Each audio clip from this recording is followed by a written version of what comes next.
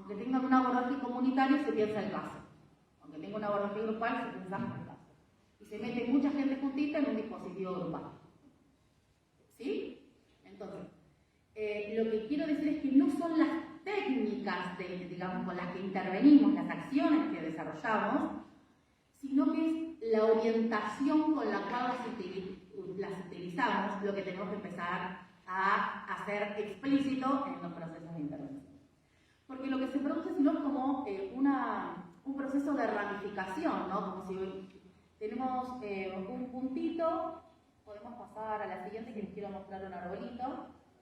Vieron que hay un arbolito, el arbolito tiene un puntito violeta, eso violeta es lo que nos llega, todo lo demás es lo que nos permite explicar la situación. Ese sería como el proceso de ramificación. Uy, bueno, lo que pasa es que mirá, nosotros tenemos el problema de que no sabemos pensar relacionalmente. No. El Estado, de la lógica hegemónica, organiza de esa manera la intervención. ¿Sí? Y es una lógica constitutiva del Estado en todos los periodos históricos desde que el Estado existe como institución que regula las relaciones sociales. Digo, tiene que ver con la función social más estructural del Estado.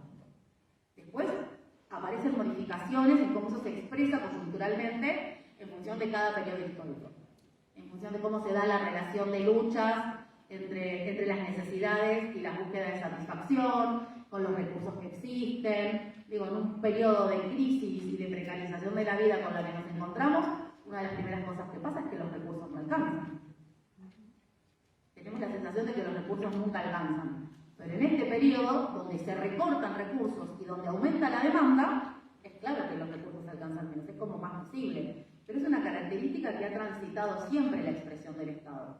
Y eso nos coloca a los trabajadores sociales en un lugar de pensar más rígidamente criterios de acceso y permanencia para los recursos de las políticas sociales o de las prestaciones que tenemos, que podemos otorgar. ¿Sí? Entonces nos pone en un lugar mucho más fuerte de administrar y gerenciar la pobreza. Aunque con palabras con otro discurso que tiene que ver con que gestionar un recurso es efectivizar un derecho. ¿Sí? En realidad, la efectivización de ese recurso es una partecita de la efectivización de un derecho que requiere de un conjunto de otros elementos. Les doy un ejemplo. Una beca para un estudiante o una estudiante que está en la escuela secundaria mejora las posibilidades de asistir a la escuela. ¿Es lo mismo tener o no tener la beca? No. ¿La beca alcanza para garantizar todas las condiciones de educabilidad? No. ¿Sí? ¿Por qué? Porque el discurso es que esa beca efectiviza un derecho, porque lo que hace esa beca es recortar un aspecto de la vida cotidiana, que es el ingreso, la permanencia en el sistema educativo. No tiene que ver con la calidad de si se aprende, no se aprende, cuánto se aprende. Y no tiene que ver con las condiciones de vida que hacen ese pibe cuya un aspectito es la trayectoria educativa. ¿Sí? Pero eso tiene que ver con la lógica con la que el Estado fragmenta. Entonces, un primer desafío tiene que ver en este proceso de restituir sobre qué intervenimos. Lo que aparece ahí es que no solo tenemos una lógica de desigualdad, que claramente tiene una contracara, que es la resistencia, porque si no las políticas sociales como respuesta a la conflictividad social no existirían, tiene que ver con la otra pata que está vinculada a cómo el Estado ordena las intervenciones. ¿Sí? Incluso cómo el Estado territorializa las intervenciones. Piensen en qué territorios hay más instituciones, piensen en qué territorios de la ciudad en la que viven hay más instituciones con más recursos o más instituciones pero vaciadas de recursos. Tener un centro de salud pero que faltan la mitad de los profesionales. ¿Sí? Entonces, lo que quiero decir es que los accesos o los inaccesos a la vida cotidiana exige hacer explícitos este proceso de ramificación, de fragmentación que se da entre los fundamentos y las expresiones de la desigualdad en nuestra sociedad. Esa es un montón, es el primer elemento que tenemos que tener en cuenta. La segunda, esta fragmentación que hacemos en sí, la problemática es más de clase, es más de género, es más de etnia o es más de territorio, cuando en realidad están todas entrelazadas. Si una persona transita un servicio social donde yo trabajo, en principio no tiene los recursos socioeconómicos para resolverlo, porque nadie se expone al peregrinaje institucional y a que me pregunte 25 veces lo mismo y llevar 25 veces la misma fotocopia para obtener un recurso. ¿Sí? Entonces, lo que quiero decir es que hay una lógica en la cual las trazadoras de la desigualdad están articuladas en la vida cotidiana de la gente.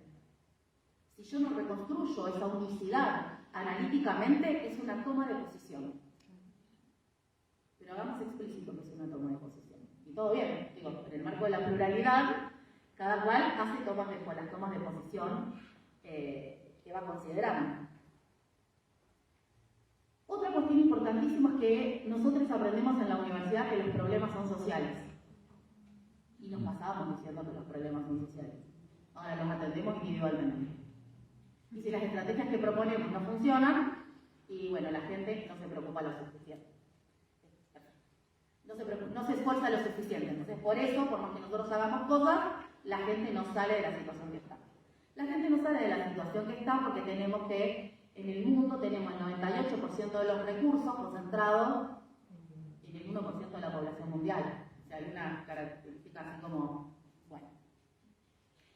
Otro elemento que es recontra importante que tengamos en cuenta tiene que ver con que otra fragmentación que se hace es entre lo material y lo simbólico. Personas que vienen a tramitar un recurso material y se desbordan en el proceso y contenemos ese proceso. No, la gente lo único que necesita es que la escuchemos. No, no es lo único que necesita. ¿Necesita que la escuchemos? Sí, de una. De hecho, hay una función que tiene que ver con la función educativa, que tiene que ver con los procesos de contención, de asesoramiento, de acompañamiento, ¿sí? Con una orientación determinada para generar procesos menos naturalizados de la vida social. Pero eso no implica que lo único que necesita la gente es que la escuchemos. Será el único recurso que tengo para dar. Pero hagamos visible que es el único recurso que tengo para dar en el marco de la lógica estatal en el cual se organizan los recursos. ¿Sí? Entonces, ¿la gente necesita trato digno? Sí. No es una opción el trato digno o el no trato digno. No es una opción en los procesos de intervención. Sobre todo cuando expresamos inscribirlos en el marco de mínima, en el marco del enfoque de derechos, digamos, ¿no? Ahora, es insuficiente y esto genera que se cindan la idea de los recursos materiales por un lado y los recursos simbólicos por el otro. ¿Sí? La reproducción de las personas es material y espiritual, lo llama Agnes Heller, que es la autora que habla de esto, es material y espiritual, es decir, tiene que ver con las condiciones materiales de existencia y tiene que ver con las condiciones simbólicas de socialización. En simultáneo, están atravesados.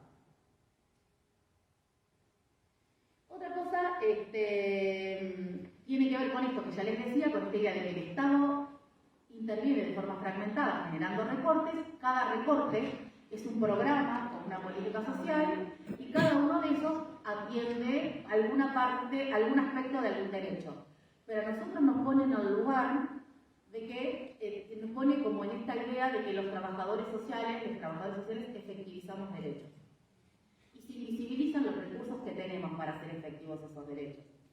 Y eso lo que hace es volvernos con profundos procesos de frustración, de malestar, de padecimientos, de enfermarnos, de las frustraciones que nos pasan en la universidad porque decimos, estamos pensando un montón en cómo podemos acompañar esta situación y no da resultados. Entonces, si la culpa no es de la gente, la culpa es mía. Vuelve la lógica de la individualización. Y si no es de la gente y no es mía, es de los otros dispositivos. ¿Sí? Entonces, en esta clave es importante que en clave formativa estemos pensando que no alcanza con saber mucho del campo ocupacional en el cual estamos. Me puedo leer todas las normativas, me puedo leer todas las leyes sobre salud y todos los autores sobre salud. Pero si yo no logro explicar cómo las trazadoras de la desigualdad impactan en el proceso de salud y enfermedad, me quedo corta. Y no puedo establecer finalidades situadas a esa intervención. Porque que con lo único que me estoy quedando es con que la gente no respeta los horarios asignados a los turnos que tiene. Entonces presupongo que no le importa venir. ¿Sí? Bien. En ese sentido, por eso va a ser tan importante la categoría del territorio, que es una primera cuestión de cómo situar las intervenciones, tiene que ver con unificar las trazadoras de la desigualdad y cómo se concretan en la vida cotidiana, y la segunda tiene que ver con que eso se sitúa en un territorio. Por todo esto que decíamos en torno a cómo la gente en su vida cotidiana transita distintos espacios en los territorios para intentar satisfacer sus necesidades. ¿No? Pero además es en los territorios donde nosotros implementamos las estrategias de intervención. Porque aunque yo cite a la gente en un nivel central, mi estrategia tiene que tener una lógica territorial, porque es la lógica que transita la población. La población no transita cotidianamente el hospital donde yo trabajo. ¿Sí? O la oficina de desarrollo social donde trabajo. ¿Sí? Bien. Y esto es lo que, digamos, no reconstruir esta cuestión, lo que nos lleva es a seguir legitimando una lógica que tiene la intervención del Estado, que está vinculada a, si querés pasar, que está vinculada a que el Estado orienta la intervención en las familias. Pero dentro de las familias, a quien tienen las responsabilidades del cuidado. Entonces hay un montón de estrategias que están pensadas en cómo se cuida, el Estado aporta para que, y abro comillas, se cuide más. O se cuide mejor. No, bueno, lo que hay que hacer es generar procesos de internalización en las madres de las pautas de higiene. ¿Sí? Eso está familiarizado, pero dentro de la familiarización está feminizado. Somos las mujeres las que tendencialmente nos encargamos de la responsabilidad del cuidado. Entonces, pensar en términos territorializados implica pensar, no hay pautas, que las pautas de higiene pueden estar dadas porque no hay agua. ¿No? O porque no hay jabón. O porque hace un frío terrible y los baños a los pibes enfermos. No sé. Podríamos pensar un montón de que no tiene que ver con legitimar lo que es un buen cuidado, sino con cómo los cuidados están vedados por condiciones de vida que exceden la voluntad de las personas. Y eso nos permite problematizar, responsabilizar a las mujeres de los cuidados de las personas que cuidan. Y pensar que hay otros que pueden cuidar, esas mujeres, y que no aparecen en escena. ¿Sí? Pero eso solo no es posible en términos de territorialización, que otras redes de apoyo hay, ¿no? O cuando hablamos, bueno, cuida el territorio, con más precarización, con más laburo para las mujeres, además de adentro de la casa, en los comedores, en los merenderos. Son las mismas figuras las que sostienen adentro y afuera. ¿Cómo problematizamos esto? ¿Sí? Bueno, entonces esto es recontra importante. En el territorio se concretan las estrategias de reproducción de las personas, es decir, ¿qué hacen las personas para poder satisfacer sus necesidades? Colocar una demanda en el servicio donde yo trabajo es una estrategia. Pero a la vez en el territorio se colocan las estrategias de intervención que pensamos en esta búsqueda de poder imprimir una procesualidad a la situación en la que intervengo. ¿Sí? Bien. En ese sentido, y a partir de esto, es que nosotros podemos pensar en